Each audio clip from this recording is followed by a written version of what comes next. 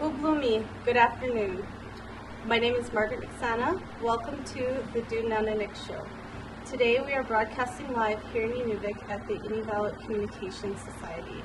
I'm sitting here today with Guluk, also known as Steve Cockney Sr. from Teacup. How are you? I'm doing fine. Excited to be here? I'm glad to be here. Yeah?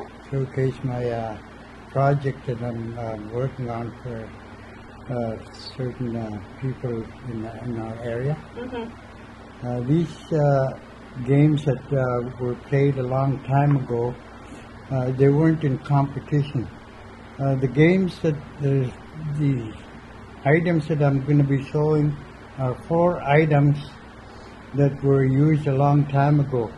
And what they used to do a long time ago was just use a string and a piece of stick and bones from antlers of animals. Mm-hmm. And that's all they use.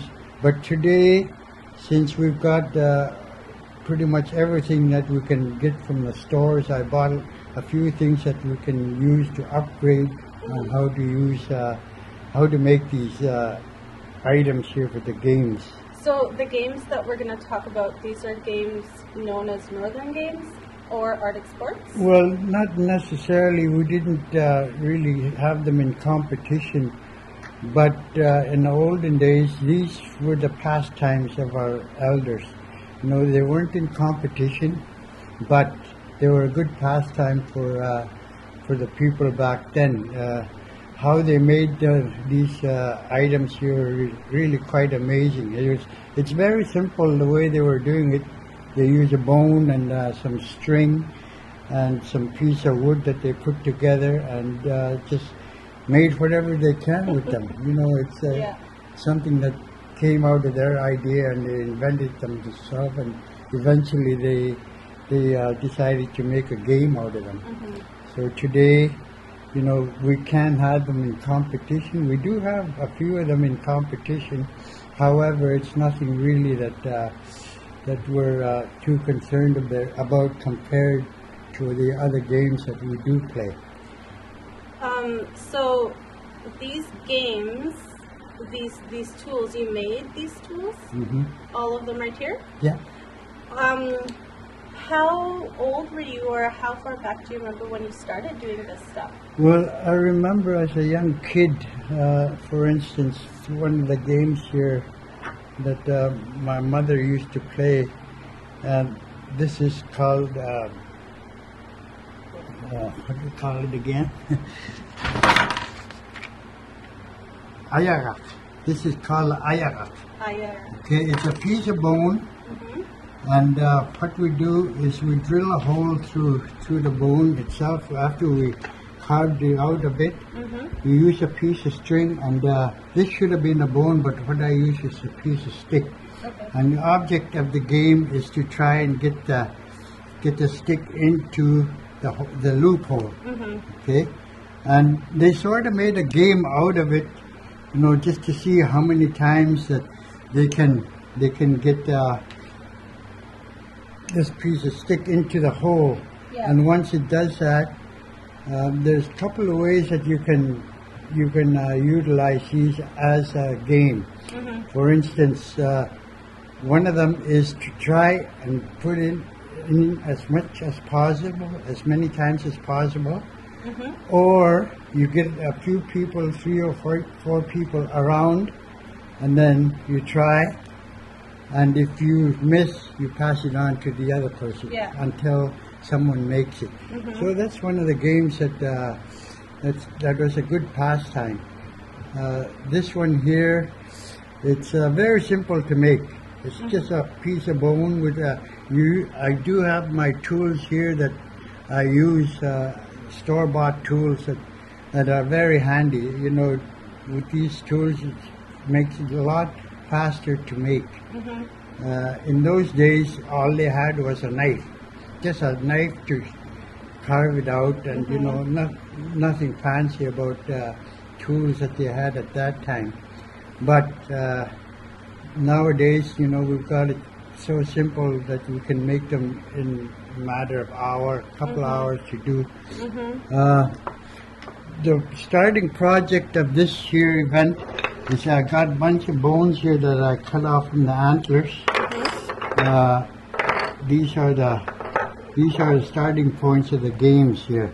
What I do is I smoothen it out with a file and eventually with sandpaper. And once it smooths out like so. This one here I smoothed out already, and it's all ready to cut. Yes. And eventually I make a hole there, piece of string, and I got a notch right in the middle. And what I do is I tie it to the piece of wood.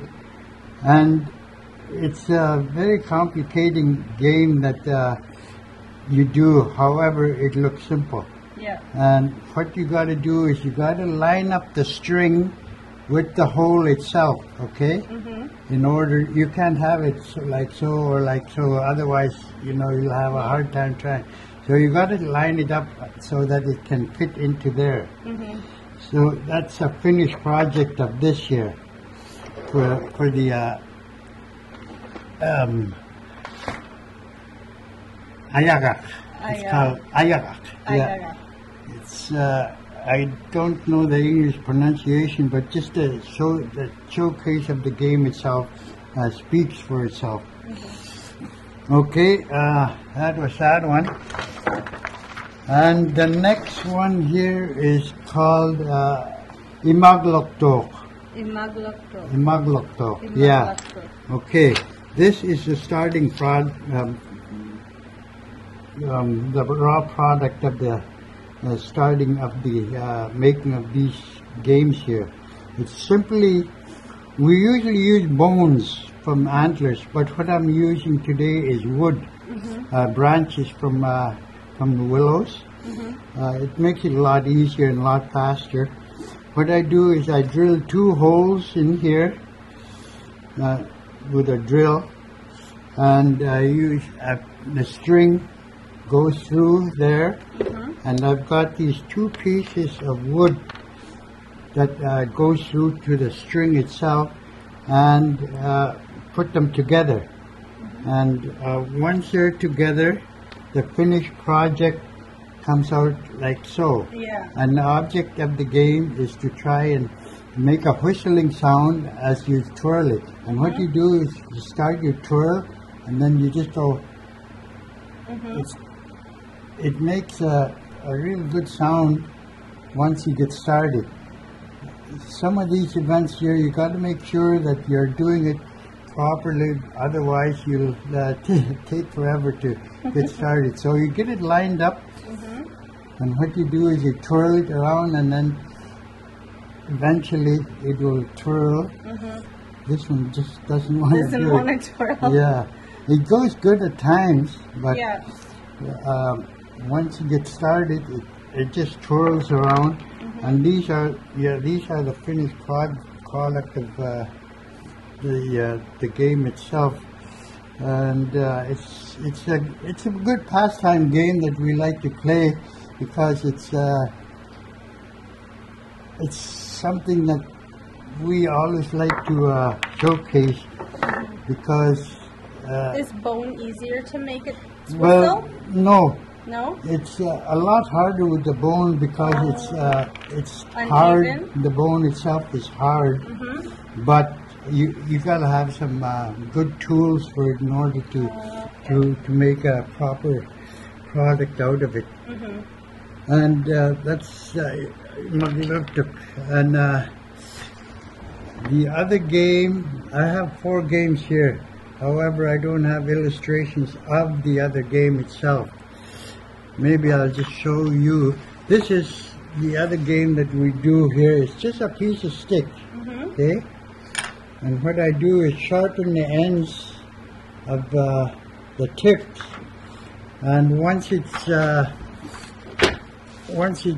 sharpen it, you get the knife here, and you just cut a little piece at the end there, so it wouldn't be so sharp. It's just flat end here, but it's pointed.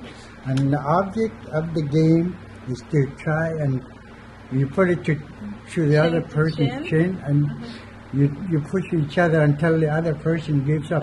Now, the reason you don't make it pointed so it wouldn't Doesn't pierce puncture. through. It wouldn't pierce through your skin. Yeah. Okay, and what the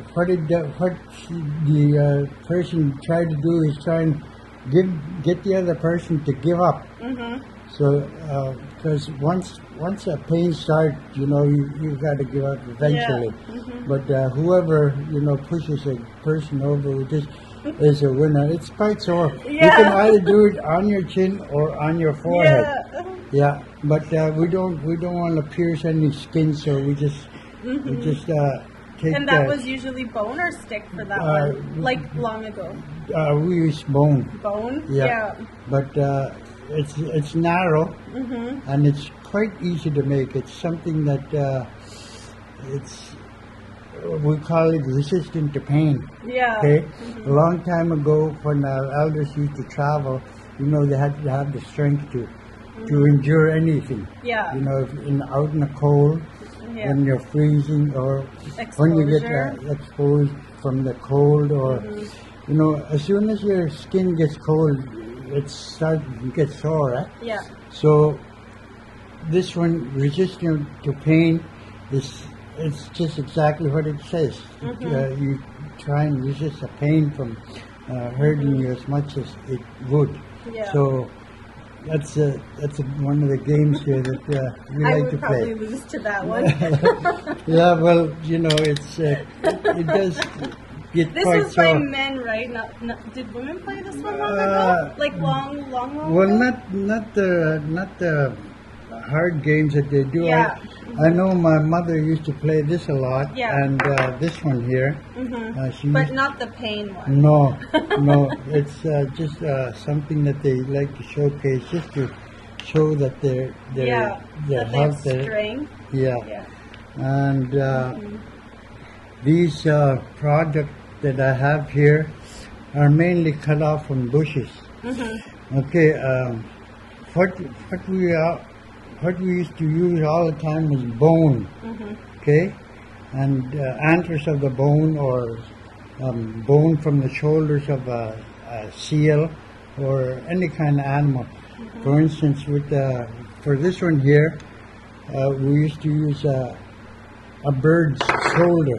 You see where the shoulder is at, and just make it like it's here's the shoulder part, Yeah. like, and what they do is they drill a hole into here, and it's a shoulder here, and there's a hole there, and they try and put it through here. Basically the same as this one here. It's just different variety of how to make it.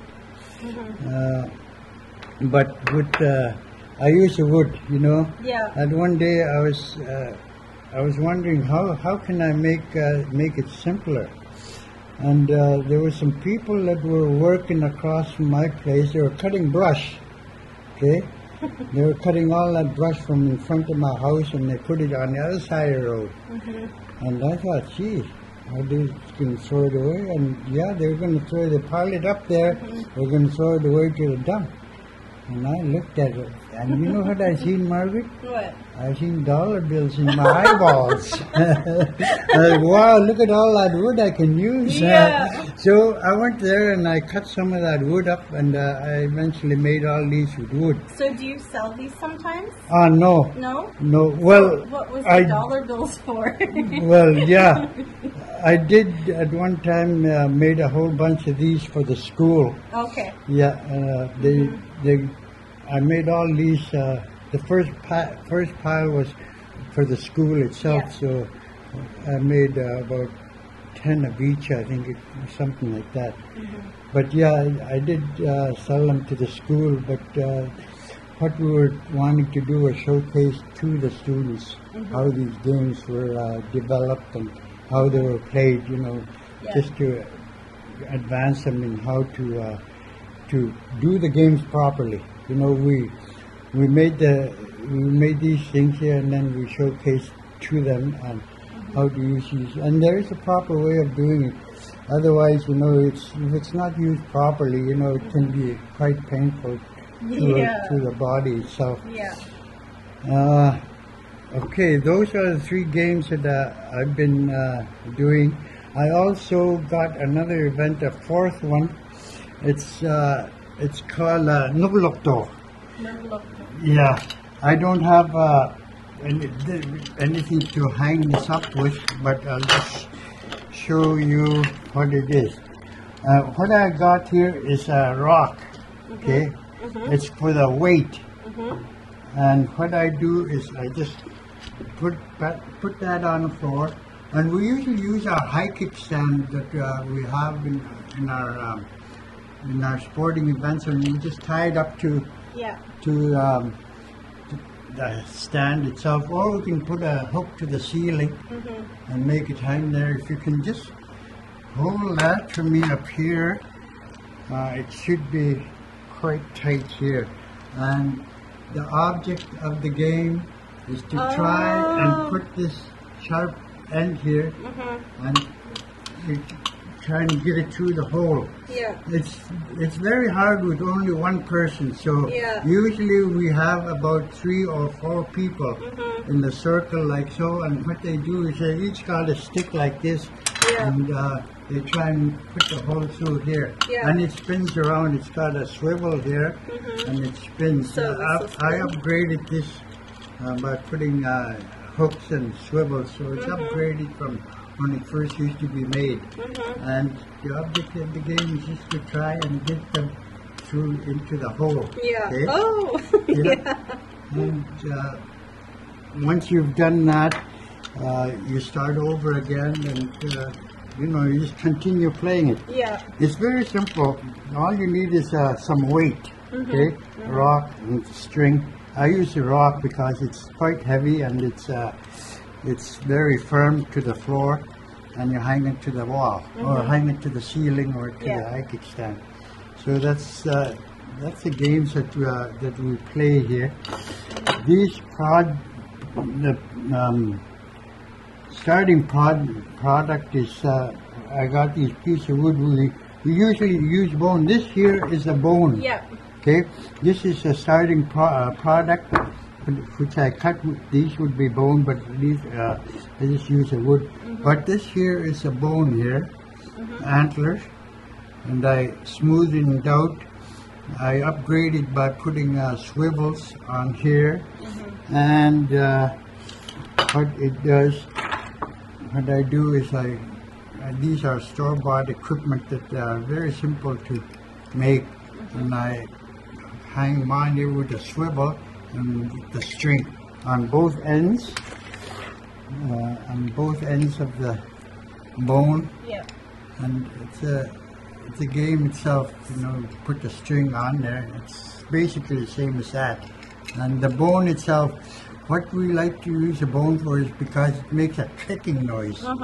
And you have 3 or 4 of these sticks that are poking at this, you can hear the clicking noise, and it sounds good, And, so, long ago, what did you use instead of these then?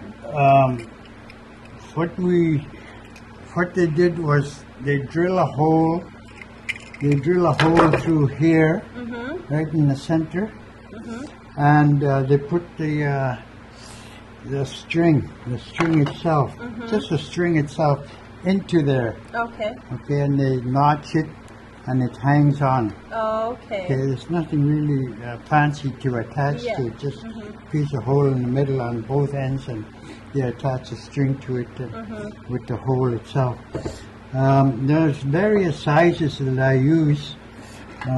Usually they're about 2 feet long, but the shorter ones I found are a lot easier to do. You made this one too? Yeah, I made. Yeah, this one's made out of bone. That was the first one I made, and it's quite good. What we can do is I probably will cut make it narrow at the ends here so it can swivel a lot easier. But it works. It works like the way it is. With these here, you do need a few tools, especially when I upgraded these these games here, I had to get a few tools that they never used to use a long time ago. But with these tools, it makes it a lot simpler to make and a lot faster. And therefore, you can make a lot. These ones that I'm doing here are for one of my colleagues here. He wanted some made for the communities. Eventually, these will be going to the communities, to the 7 communities, and we usually leave them with them just to show that they have them. So they will be spread along the communities in our region, and hopefully they can, keep the games going. Yeah. I'm sure someone in the other communities will look at it and say, "Oh, I can make that," and build it up so that they're more common. Yeah. Yeah. And that's pretty much how my day go by. It's just simply making these games here. Yeah. There are a lot of games that we do play. However, they don't require equipment. Yeah. Okay, just in your own body itself. But there's a lot of games that you can do without any equipment.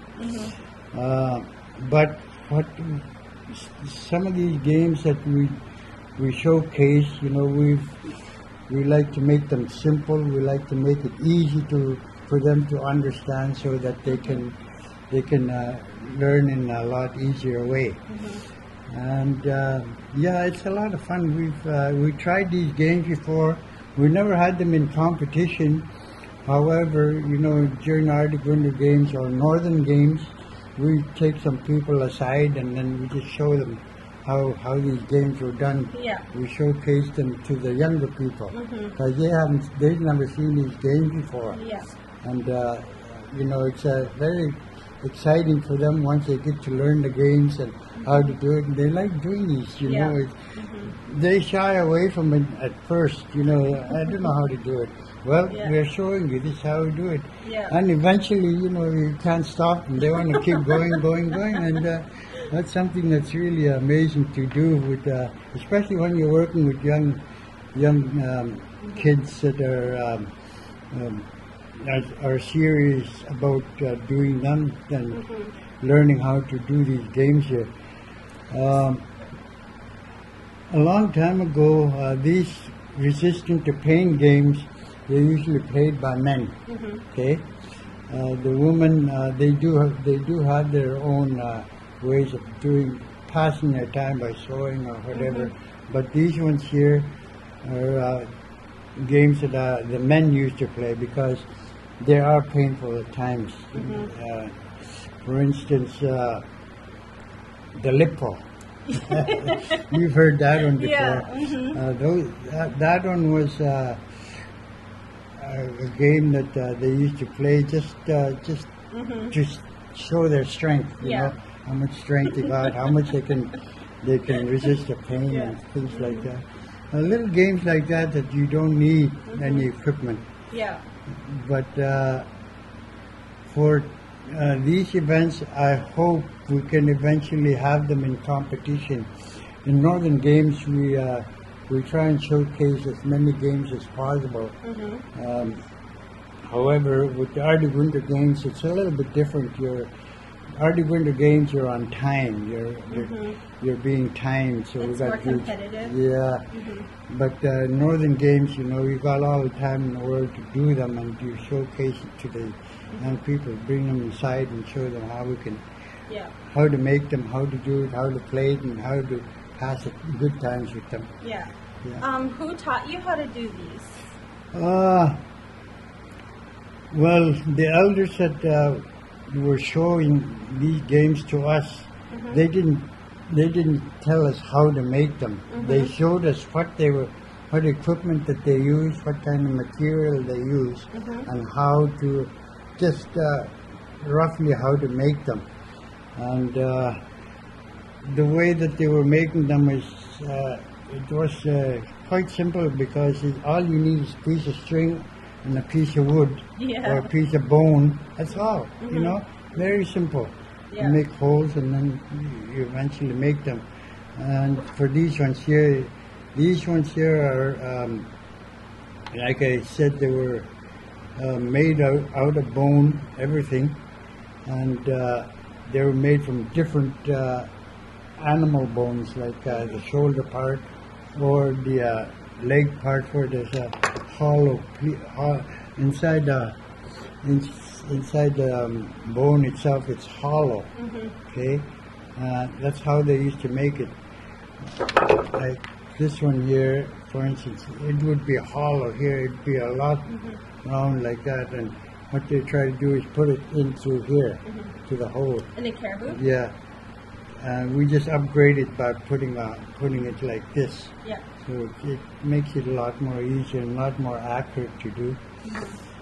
Yeah, it's.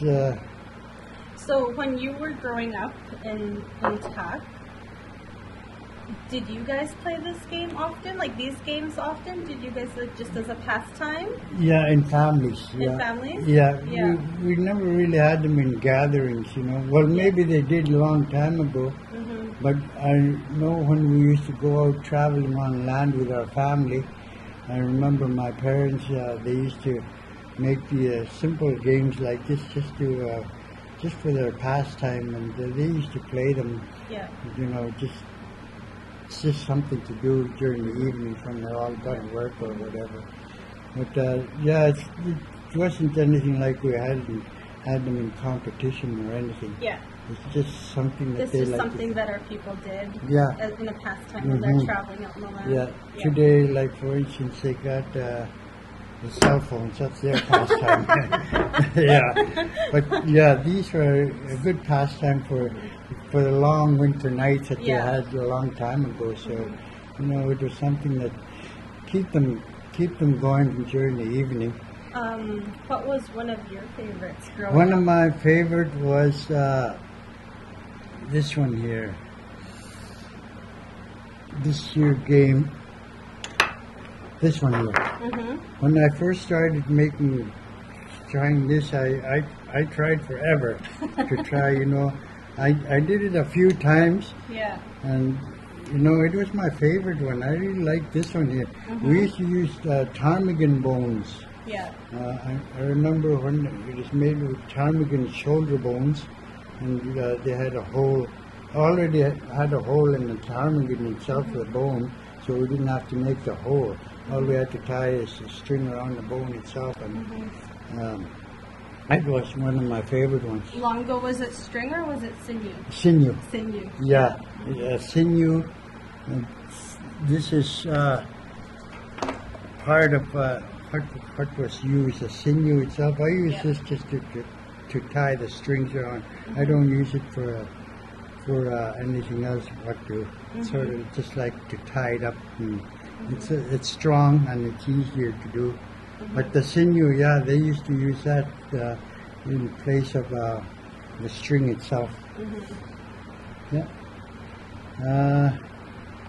We do have a lot of other games that I would like to showcase, but I do have to make equipments for them. Like, for instance, a string game. I was going to ask about that. Yeah. I was going to say we haven't talked about any string games. Yeah, the string games, there's a variety of games that you can play with the string games. It's called ayarak. Yeah, you can make anything. You can make animals. You can make anything that you want with the string itself. You can make nets. You know, that's one of the pastimes that our elders used to like was doing the string games. And there are a few things that you can show with the string games itself. Do you know a lot of string games yourself?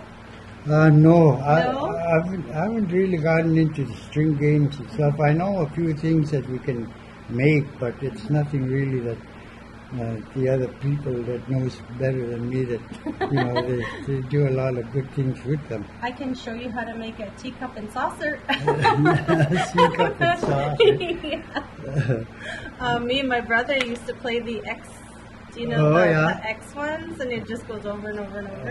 Okay. Yeah, when we would go camping in Teacup at my Nanak and Dadak's camp, Yeah. that's one thing that we used to do all the time because back then there was no internet or anything.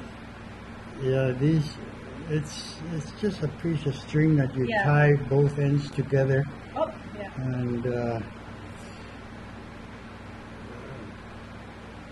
you can have them short, you can have them long, whatever size that you want. Like this one here, I've got to tie a knot to it, and hopefully it'll hold. But I haven't done these string games myself. It's quite amazing. Do you know how to make a teacup and saucer? I know. It's quite amazing what you can make out just a piece of string itself. You know, some of them are long. Yeah. That's about all I know. Uh-huh. And then the X game. Yeah. Mhm. Yeah. I Yeah. didn't There's a even start variety like of that. games that things that you can make out Yeah. of strings, and it's a good It was a good pastime for them. The tools that I use are sandpaper, the saw, and this is the main one that I use, my file. Yeah. I just file just to finish the product with the What's sandpaper. that on your file? Oh, this is crazy glue that got stuck in there. I had my crazy glue in there. And I thought it was to like maybe put your oh thumb no, on it. I couldn't get it off, so I just Okay. left it. But yeah, these are the tools that I use, the string, and here's a saw. I got a saw at home that I didn't bring. It's just here it is. This one here. That's the one I use just to cut the bones and wood, Yeah. and the hammer. And these are the swivels that I use. Store-bought swivels that I use that attach to Yeah. the ends here.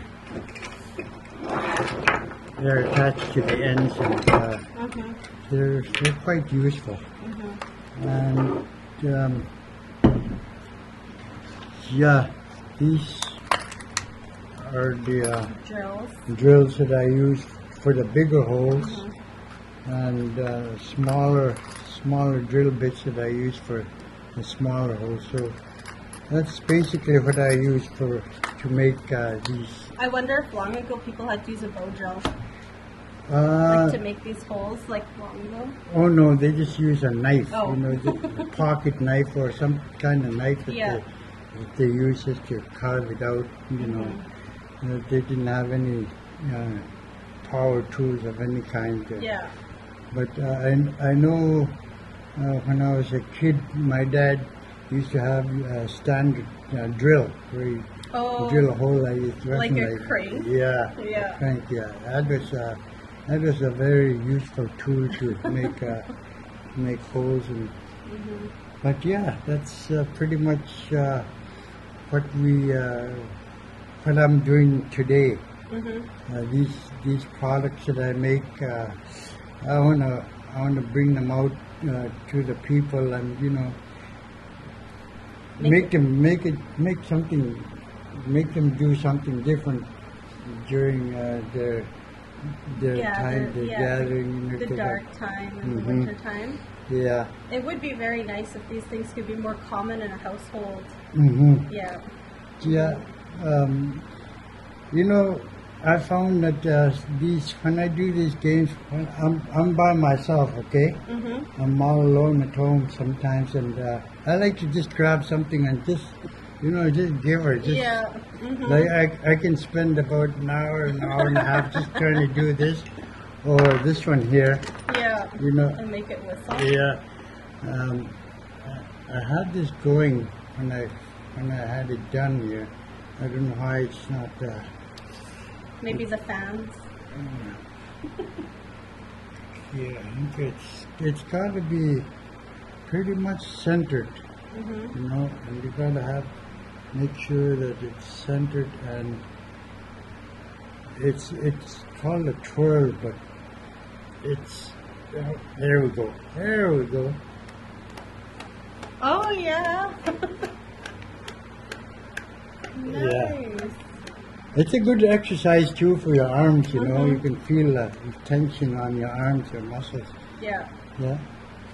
And once you get it going, you know, you just don't want to stop. Because it's hard to get going. Yeah.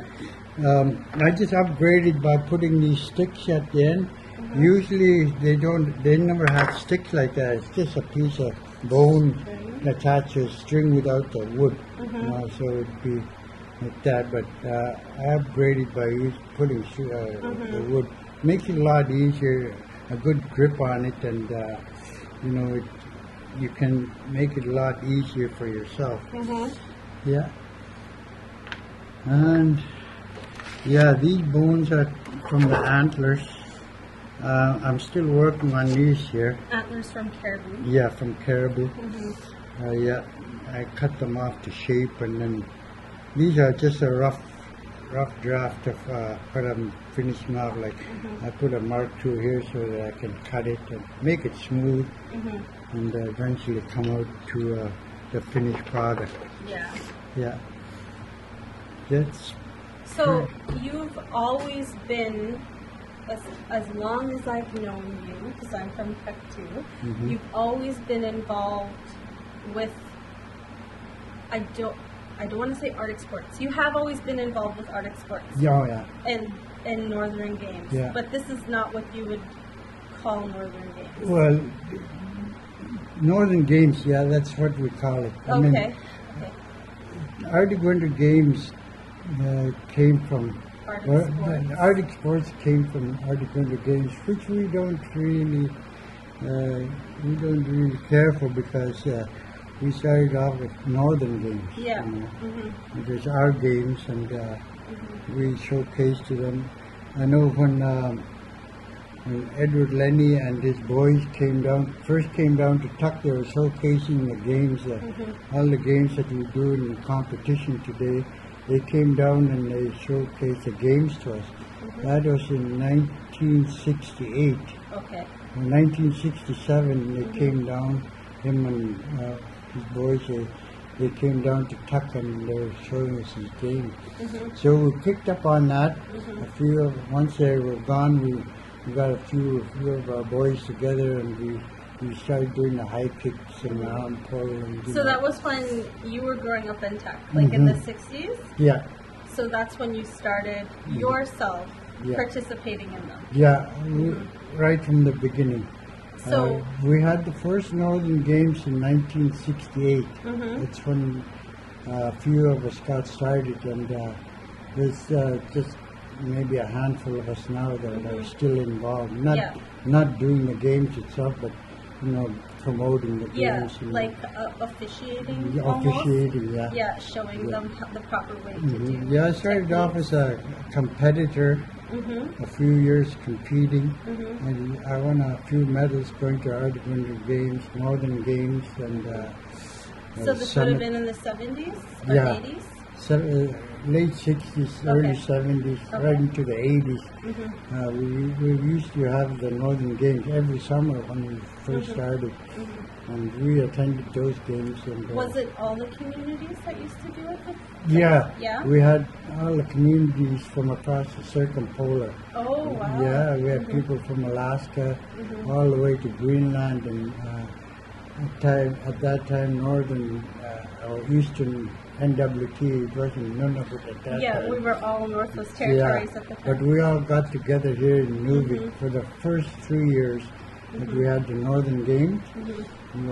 We all gathered here together, and we did these games here. We competed, and it was the first time that we ever competed in these kind of games itself. And I found it very different compared to other sporting events such as basketball, volleyball, those competitive games where people go against each other to try and beat each other.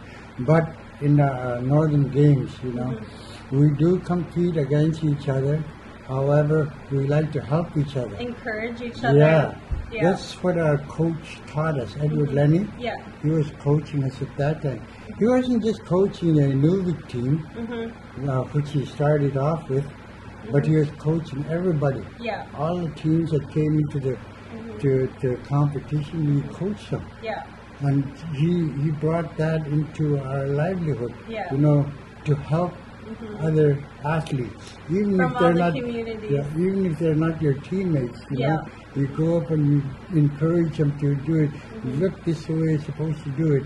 Maybe just do a little bit around, you know, little things like that Edward had taught us to do. And he'd go to any other athletes that are having problems, and he Give them tips. Yeah, give them tips and encourage them to do it. And he passed that on to us. So, you know, in competition today, even today, you know, if I go as a coach to either Winter Games or Northern Games, and I see somebody from Alaska or from Nunavut that's having a problem, I can go up to him and say, look, you know, I seen something that you didn't do that you should try. Yeah. You know, it is things like that. That just it just goes to show how our people are, like, to be really encouraging with each other. Yeah. Well, a long time ago we had to work together, right? Exactly. As a group. You know, we had to help each other in all ways. In trouble or in doing some work itself. We encourage ourselves to help each other. And it just built up until you know. So one of my favorite things since starting to do this show is just sitting down and listening to people and showcasing how our people are. Even today, it just warms my heart to hear that that's the competitive way that we were from the beginning. And it's really encouraging to see people like you, because I grew up in Tuck. I consider it the old ways because I was there before everything started changing. So I remember, I call him Uncle Ed. I remember Uncle Ed coming to Tuck and watching that as a child, sitting down, because I had to sit down in Kittithoff. But now I get to see you the same way, like you and CK. Yeah, there's not very many of us left. I know there's CK and Jerry Kassoon. Yes. We had Abel with us at one time, but he's no longer doing the games. He's a bit of an elderly now, so it's very hard for him to get around. So. But he was with us pretty much right from the beginning also. So Abel, say his last name? Tunnganarniq. Yeah, he was with us right from the start. I remember him competing with him, against him, when we first started Northern Games. And he was good at the games. He was good at the games. Oh yeah. They were all good, you know, they were athletes of our Northern Games. So, and it was normal for us to do these games because it was our games. It was in our blood for centuries. That must bring a sense of pride as a kid, when you're a kid, being able to do this. When we used to compete in the games itself, winning wasn't that important. You know, sure, it was good to win. But it wasn't important. Not the way that our coach was showing us. He was showing us that the games that we're doing are for fun. You know, we're having fun with it. We're not going to cry about nothing. We're not going to weep about losing. You know, it's fun. We want to have fun, and it is. It was a lot of fun. When you were growing up, what was your favorite thing to compete in? All of the games. All of them? Yeah. I was one of few athletes that was very fit to do all the games. Like, for instance, a lean guy would do high kicks, but not strength games. You know, we had the big hefty guys that do the strength games. But most of the boys in our team, and Edward Lenny's boys, we did all the games. He had it doing all the games, you know, no matter what size you were, or Yeah. No matter if you're a beginner, he let us do it. Yeah. Therefore, we had, we had to do it because, and we liked it, we enjoyed doing it, Yeah. And there's one word that he really taught us not to say was, I can't. I can't. Yeah. And I remember saying that when I first got started. And, by golly, I sure learned fast not to say that. Not to do 10 push-ups or you have to start a game and skip your turn or whatever. But, he and then he tell us, there's no such thing as you can't. You try. You got to try. You're trying. If you're trying it, you are doing it. Yeah. Doesn't mean that you can't. So. And it's fun. Yeah. Yeah, and we did have some elders in our games that were very patient. Us athletes, as young bucks there, we just like to give around one to do. But just watching the elders, that during the games itself, and they're not rushing, they're not excited. They do the games right and they pass it on to us. And that's what we're doing right now. We're, for the past 4 generations now, I've been showcasing the games to the young kids. I coached a lot of the athletes. Some of them are retired now, but there's some that are still going. Yeah. I coached a few of them. We travel a lot. We travel pretty much right across Canada, showcasing our games, bringing athletes to various events when we're invited. And there's no age limit? No. In some competitive games? Northern games, there's no age limit. Yeah. But in Arctic winter games, there is age limit. Oh, so there's quite a difference between Arctic winter games and the Northern games. Okay. For instance, in Arctic winter games, you go by timing. Oh, right? okay. And you go by age group. And you got to perform at certain times. Things like that we weren't used to. We were used to the Northern Games way, where it's done. You take all the time that you need to do it. So, when you were a competitor, do you remember, you did the 1 foot high kick? Do you remember what your height, the highest you ever kicked was? Yeah. I won that event, where was it? In Fort McPherson.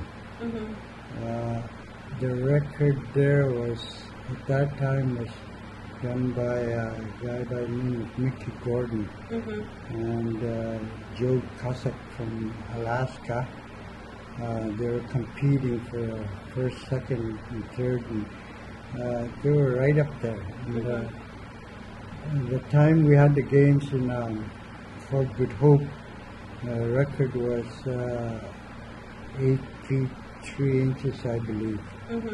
But the first record that was made in the first Northern Games was, I remember, made by Mickey Gordon. The height went up to 11 and a half. Yeah. Okay, it was half an inch short from 8 feet. Yeah. And that's what the height was for the last kick. Yeah. And 11 and a half. I remember that quite well because him and I were the only ones left in the competition. And I dropped off at 7'10", and he kept going. But then eventually, in, I believe it was 92, when we went to Fort McPherson, we were doing a 1 foot high kick. And I won that event, that 1 foot high kick. I broke the record. I went to a height of 8 feet 5.5 inches. Yeah. And I was competing against a guy from Alaska. Just him and I were competing. And we brought it up to 8 feet 6 inches. As we bring it up by 2 inches at a time. Yeah. And we both missed it, 8.6. So we had to bring it down half an inch. Yeah. And he missed his 3, and I got it the first time, so I broke that record. And I kept that record for 3 years until another guy, Tony Trinkenberg, also from Tuckney. They had the games in Holman at that time, and he broke my record. He went 8 feet 8 inches. Yeah. And the ones that were giving us the competition were the ones from Alaska. Yeah. Oh my, they They're were really good. They're good. Yeah. They were super good, man. They were right into the games itself, and they won a few medals themselves. Yeah. On the 1 foot and whatever games that they played. I know when after we done the Northern Games, they invited us to Alaska, Fairbanks, Alaska, for the Rio Games. Yeah. Western Eskimo Indian Olympic Games. We used to go there every summer, and it's similar to what our Northern Games used to be. You know, a little bit different. We had a little bit more different games in Alaska than here, but basically the same. Yeah. Northern Games. But yeah, we used to compete with them, and they used to, we got good friends in Alaska that friendship lasts forever. Yeah. And it was fun. Yeah. We competed, but we made friends, and we had good fun with that. Yeah. A lot of fun. I remember the only time I ever seen a record be broken. I don't know if you remember this. It might have been the early 2000s, but it was Stephen Kittithoff. Do you remember that? Yeah. Yeah. I remember we were in Kitty Hall. I was young. He was kicking. I wish I could remember the height. Yeah. But I remember he had his last attempt because you only get 3. Yeah. And everyone was silent. And he had his 3rd attempt, and he kicked, and he broke the record, and everyone was screaming. And I remember just being so proud that someone from Tuck was holding the record, and then I think it was broken from someone Alaska not long after. Yeah, when he broke that record, I was coaching him that Yeah, time. I remember, CK and I were coaching the boys, and we coached everybody, and anybody that came into our community, we helped them out. It's coach. Well, I remember when I was a kid, and I'm talking really young. Kyle Katana. Yeah. We had joined Arctic Sports after school together. Yeah. And I only did 2, and I remember I would only do the 2-foot high kick. I was just a child. But I quit to join fiddling, which lasted 1, and Kyle continued. Yeah. But I remember that you and CK were teaching way back then. Yeah, Kyle was a natural. He was natural, When he was doing the high kicks, he jumped up there and he came landing on the floor with no sound at all. Oh my goodness. No noise when he landed. Yeah. It was just absolute quiet when he landed. And that was something to watch, because you know that they are good at it. They're light-footed. Yeah. They come. Some of the athletes, they were good at it, but then they come slamming down on the floor. Yeah. With all their weight from their body. Did you guys teach that to Kyle, or did it just natural to him? Yeah. Or you taught it? Well, we taught him, and it came out natural. It does come out natural to every athlete that, once they learn the games, it just comes natural to them. And we coached him a bit, me and his father. John Jr. I know Jr. did a lot of work with him, coaching and being a father. He coached him, and he was good, along with a lot of the young athletes like Stephen, and we had the likes of Erwin Elias, Philip Jacobson. I had a very good athlete at that one time. But he's long gone now. He was just a young kid when he passed on. I can't remember his name. Maybe his parents? Maybe I could remember. His parents were Noah or Andy Jacobson. Andy Jacobson. Jason. Oh, Jason Jacobson. Jacobson. He was a natural athlete. I coached him. And one Northern Games that we went, or Arctic Winter Games that we went to, he won 7 gold medals and 1 silver. Yeah, he was quite good. He was a natural at these games. Yeah.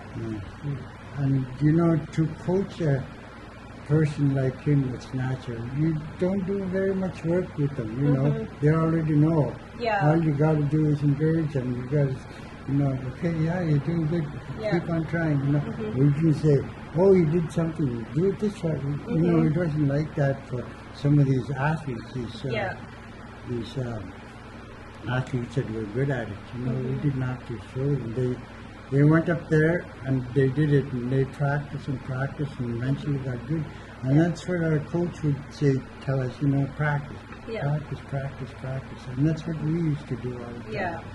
Practice, and you know, you do get good at the games once you've done that, because you've done that 1,000 times. Yeah. But yeah, it was good. I enjoy doing these programs with the youth, you know, because their interest is there. They like to learn. They like to learn how to do the games, and I'm glad that I'm still around along with Jerry. We do go to the schools during the school year. Yeah. Right now we've got an event happening. It's an annual event, a summit we call it, Northern Games Summit, where we go to the school here in Inuvik every year and we do the games. We pick out a few games. It's somewhat like the Article games where we have timings and all that, but you know, at least we're showing them the games, how to do the games itself, and we let them compete. And that's the way they learn. They compete, you know, they compete against each other. And when you compete against each other, you know, you try and do your best, try and beat the other person. It pushes you to go further and go longer and go higher, you know. And once you've done that, you know, you've done that for a while, you get good at the games. The ones that we're doing on annual events at the school, we do it here in Newvik, I believe in January. And I think in March we go down to Yellowknife and we do the same thing in Yellowknife, Northern Games Summit. So that's an event that was brought up, and it will be continuous throughout the year. But because of the pandemic last year, we didn't get to do the games at the school here or in Yellowknife. So it will be an annual event that we're wanting to do, and it's good, you know. The kids like it, and they like to learn new games and show off their style of doing the games, you know, and it's good. Once you get your own style of how to do the games, you know, it only comes natural to you. You know, you got your own style. For instance, there's one person that I met from Alaska. His one style of doing the game was running. You know, 1 foot high kick or the Alaskan high kick. Speed was his way of doing the games. He runs fast, and when he runs fast, he goes higher. That was his style of kicking. And we do have different styles. For instance, I had my own style.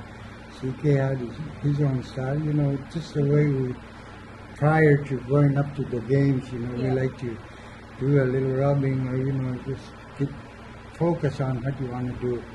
And, you know, once you get to do it in your certain way, you eventually get good at it. And okay, I will continue doing these equipment for the games. You know, I found a good project now. I will be doing a lot of these, making a lot of these for various communities and people that need it or want them. So there are a few other items that I can make. For instance, with the antlers, you know, they've got those big cup antlers on them. You can make anchors, and you can pretty well make anything with them. So, well, thank you so much, Guluk, for coming in and sharing your information and knowledge on the tools, and talk a little bit of like your prime when you were doing all this stuff. I really enjoyed hearing it and hearing the stuff behind it. Yeah, I enjoyed it. I like this. I mean, we should get into this more often. Like, I was thinking, gee, maybe I should bring a couple of athletes. Maybe we can do something like that. Demonstration. Yeah, I can bring in a couple of athletes if you can work it out with me. Yeah. And we can showcase some of the games. As I got some pretty good athletes that can do it. And I think that would be really good. A really good. Yeah, we'll get together one of these times and Yeah. we'll try and get something going. Yeah. Okay. Thank you for tuning in to the Tunnganarniq show. Everyone have a good evening. Thank you very much. Yep.